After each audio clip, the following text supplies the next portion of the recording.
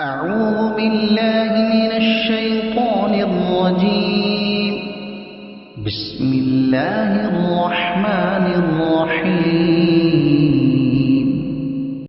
وإذا ضربتم في الأرض فليس عليكم جناح أن تقصروا من الصلاة إن خفتم أن يفتنكم الذين كفروا إن الكافرين كانوا لكم عدوا مبينا. وإذا كنت فيهم فأقمت لهم الصلاة فلتقم طائفة منهم معك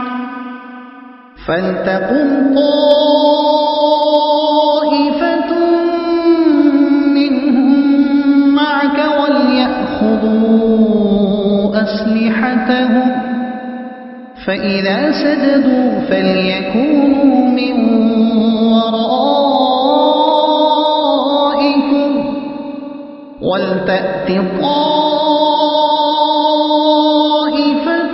أخرى لم يصلوا فليصلوا معك وليأخذوا حذرهم وأسلحتهم وَدَّ الَّذِينَ كَفَرُوا لَوْ تَغْفُلُونَ عَنْ أَسْلِحَتِكُمْ وَأَمْتِعَتِكُمْ فَيَمِيلُونَ عَلَيْكُمْ مَيْلَةً وَاحِدَةً وَلَا جُنَاحَ عَلَيْكُمْ إِن كَانَ بِكُمْ أَذًى مِّن مَّطَرٍ أَوْ كُنتُم مَّرْضَىٰ أَن تَضَعُوا أسلحتكم وخذوا حذركم إن الله أعد للكافرين عذابا مهينا.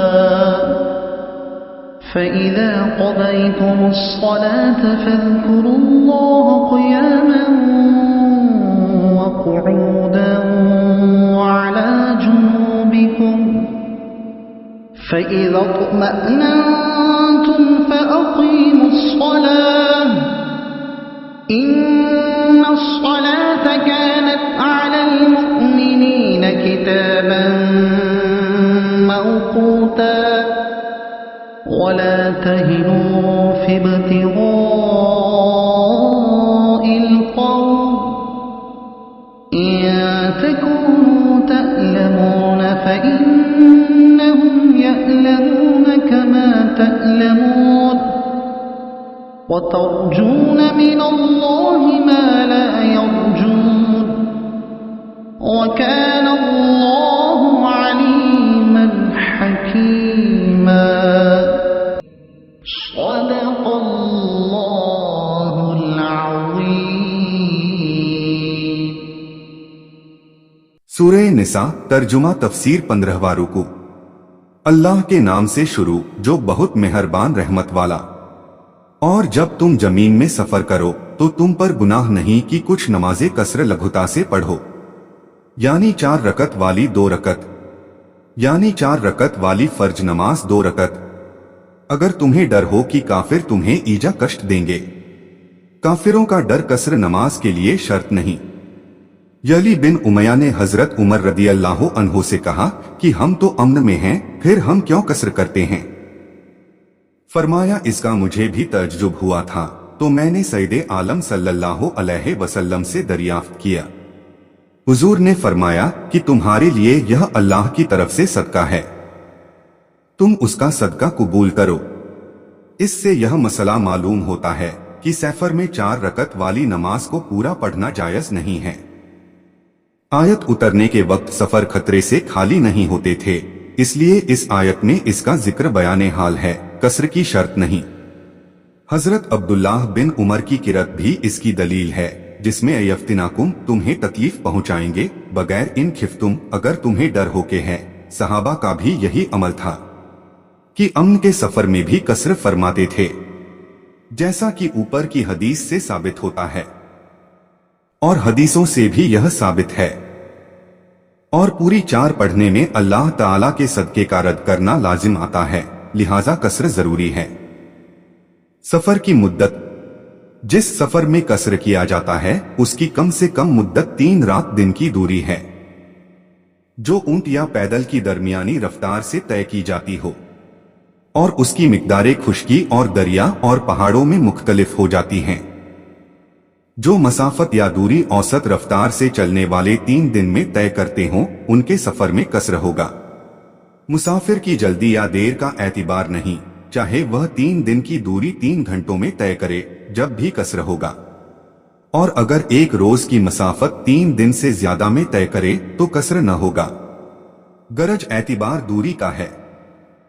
बेशक काफिर तुम्हारे खुले दुश्मन हैं, और ए महबूब जब तुम उनमें तशरीफ फरमा हो, यानी अपने असहाब में, फिर नमाज में उनकी इमामत करो।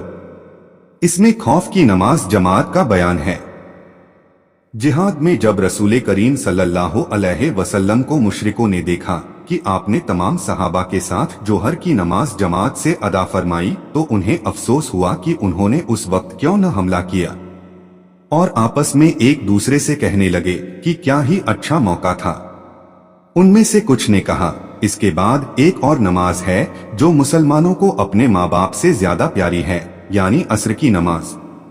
जब मुसलमान इस नमाज के लिए खड़े हो तो पूरी कुव्वत से हमला करके उन्हें कत्ल कर दो।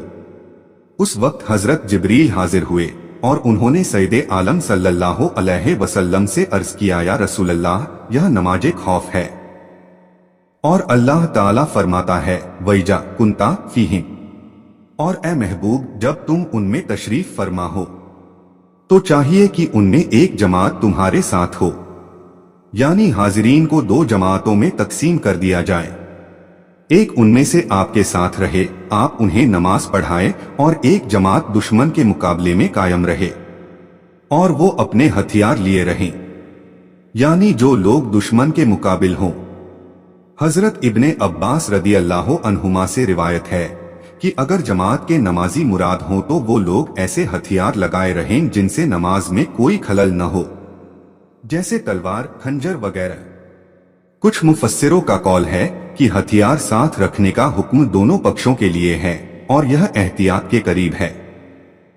फिर जब वो सिजदा कर लें, यानी दोनों सिजदे करके रकत पूरी कर लें, तो हटकर तुमसे पीछे हो जाएं, ताकि दुश्मन के मुकाबले में खड़े हो सकें। और अब दूसरी जमात आए जो उस वक्त तक नमाज में शरीक न थी और अब तक दुश्मन के मुकाबिल थी। अब वो तुम्हारे मुक्तदी अनुयायी हों और चाहिए कि अपनी पनाह और अपने हथियार लिए रहें। पनाह से जिरह वगैरह ऐसी चीजें मुराद हैं जिससे दुश्मन के हमले से बचा जा सके। उनका साथ रखना बहरहाल वाजिब है, जैसा कि करीब ही इरशाद होगा, वखुजू हिजरकुम, और चाहिए कि अपनी पनाह लिए रहें और हथियार साथ रखना मुस्तहब है। नमाज खौफ का मुख्तसर तरीका यह है कि पहली जमात इमाम के साथ एक रकत पूरी करके दुश्मन के मुकाबिल जाए और दूसरी जमात जो दुश्मन के मुकाबिल खड़ी थी वह आकर इमाम के साथ दूसरी रकत पढ़े। फिर फकत इमाम सलाम फेरे और पहली जमात आकर दूसरी रकत बगैर किरत के पूरी करके सलाम फेरे, क्योंकि ये लोग मसबूक हैं और पहली लाहिक। हजरत इब्ने मसूद रदी अल्लाह अन्हु ने सैयदे आलम सल्लल्लाहु अलैहि वसल्लम का इसी तरह नमाज खौफ अदा फरमाना रिवायत किया है। हुजूर के बाद सहाबा नमाज खौफ पढ़ते रहे हैं। खौफ की हालत में दुश्मन के सामने इस तरीके से नमाज अदा करने से मालूम होता है कि जमात किस कदर जरूरी है। सफर की हालत में अगर खौफ की सूरत पेश आए तो उसका यह बयान हुआ, लेकिन अगर मुकीम को ऐसी हालत पेश आए तो वह 4 रकत वाली नमाजों में हर जमात को 2-2 रकत पढ़ाए और 3 रकत वाली नमाज में पहली जमात को 2 रकत और दूसरी को 1।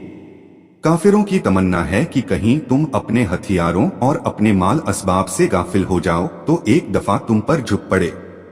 नबी करीम सल्लल्लाहु अलैहि वसल्लम गजवे जातुर्रफा से जब फारिग हुए और दुश्मन के बहुत आदमियों को गिरफ्तार किया और लूट का माल हाथ आया और कोई दुश्मन मुकाबिल बाकी न रहा, तो हुजूर सल्लल्लाहु अलैहि वसल्लम का जाए हाजत के लिए जंगल तन्हा तशरीफ ले गए।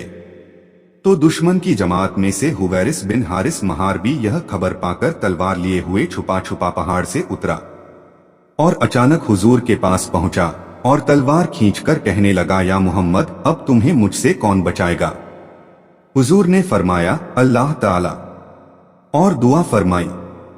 जब उसने हुजूर पर तलवार चलाने का इरादा किया, औंधे मुंह गिर पड़ा और तलवार हाथ से छूट गई। हुजूर ने वह तलवार लेकर फरमाया कि अब तुझे मुझसे कौन बचाएगा? कहने लगा, मेरा बचाने वाला कोई नहीं है। फरमाया, अशहदु अन ला इलाहा इल्लल्लाहु व अशहदु अन्ना मुहम्मदुर रसूलुल्लाह पढ़ तो तेरी तलवार तुझे दूंगा। उसने इससे इनकार किया और कहा, मैं इसकी शहादत देता हूं कि मैं कभी आपसे न लड़ूंगा और जिंदगी भर आपके किसी दुश्मन की मदद न करूंगा। आपने उसको उसकी तलवार दे दी।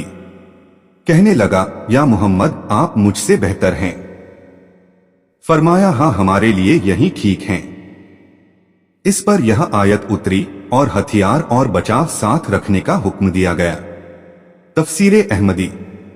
और तुम पर मुजाय का हर्ज नहीं, अगर तुम्हें मेह के कारण तकलीफ हो या बीमार हो, कि अपने हथियार खोल रखो और अपनी पनाह लिए रहो, कि उसका साथ रखना हमेशा जरूरी है। इब्ने अब्बास रदियल्लाहु अन्हुमा ने फरमाया कि अब्दुर रहमान बिन औफ जख्मी थे और उस वक्त हथियार रखना उनके लिए बहुत तकलीफदेह और बोझ था। उनके बारे में यह आयत उतरी और मजबूरी की हालत में हथियार खोल रखने की इजाजत दी गई।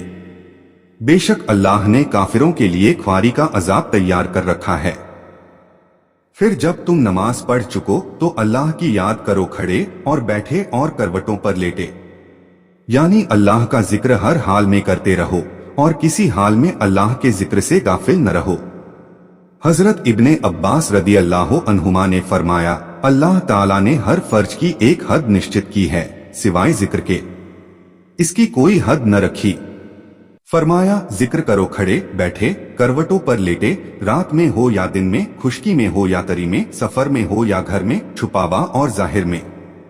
इससे नमाजों के बाद सलाम फेरते ही कलिमे तौहीद पढ़ने का प्रमाण मिलता है, जैसा कि मशायख की आदत है और सही हदीसों से साबित है। जिक्र में तस्बीह, तहमीद, तहलील, तकबीर, सना, दुआ सब दाखिल हैं। फिर जब मुतमईन संतुष्ट हो जाओ तो दस्तूर के अनुसार नमाज कायम करो। बेशक नमाज मुसलमानों पर वक्त बांधा हुआ फर्ज है, तो लाजिम है कि उसके औकात की रियायत की जाए और काफिरों की तलाश में सुस्ती न करो। अगर तुम्हें दुख पहुंचता है तो उन्हें भी दुख पहुंचता है जैसा तुम्हें पहुंचता है, और तुम अल्लाह से वह उम्मीद रखते हो जो वो नहीं रखते, और अल्लाह जानने वाला हिकमत वाला है। उहद की लड़ाई से जब अबू सुफियान और उनके साथी लौटे तो रसूल करीम सल्लल्लाहु अलैहि वसल्लम ने जो सहाबा उहद में हाजिर हुए थे उन्हें मुशरिकों के पीछे जाने का हुक्म दिया। सहाबा जख्मी थे, उन्होंने अपने जख्मों की शिकायत की। इस पर यह आयत उतरी। तर्जुमा और तफसीर कंजुल ईमान। अल्लाह की बारगाह में दुआ है कि अल्लाह अज्जल जल्ला हम सभी को कुरान और इस्लाम के मुताबिक जिंदगी गुजारने की तौफीक अता फरमाए, आमीन। और कोशिश कीजिएगा कुरान शरीफ को समझने की। वीडियो को सवाब की नीयत से आगे शेयर करें ताकि कयामत तक सदकाए जारिया का सवाब आपको भी मिलता रहे और ये आपके और मेरे हम सभी के नजात का जरिया बने।